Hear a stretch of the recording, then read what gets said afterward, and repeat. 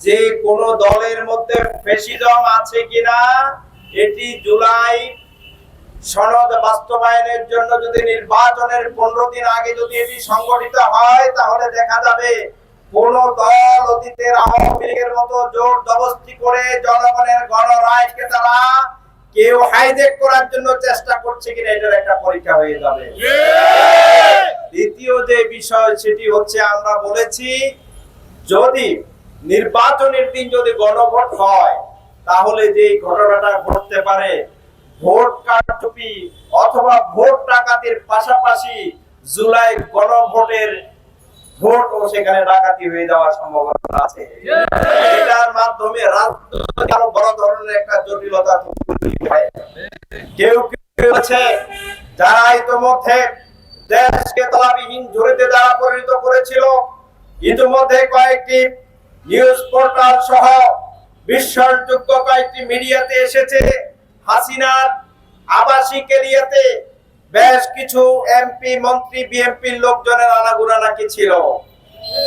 এটা আপনারা জানেন না, শুনতে পারেন নাই। সুতরাং এটাতে এই ধরনের চিন্তা দৃষ্টিভঙ্গি যাদের লালন ছিল তাদের মধ্যে কেউ কেউ বলছেন এটা হলে নির্বাচনের আগে গণভোট যদি হয় তাহলে বড় ধরনের একটা খরচ হতে পারে। জামাত ইসলামী বলছে আপনারা যদি নির্বাচনের আগে যদি গণভোট দেন তাহলে এখানে যে বক্স আপনারা নির্বাচনের জন্য কিনতেন এটা 15 দিন আগে বরাদ্দ দেন, তাহলে নির্বাচনের যে খরচ এবং গণভোটের যে খরচ সেই সম খরচ দিয়ে আমরা আমাদের নির্বাচন এবং গণভোট শেষ করতে পারবো। ফ্যাসিজমের কথা বলছি, ফ্যাসিদের দোষরদের কথা বলছি, ইতিমধ্যে বিচারে নানা প্রক্রিয়া শুরু হয়েছে, তবে এটা আমরা কার্যকর দেখতে চাই।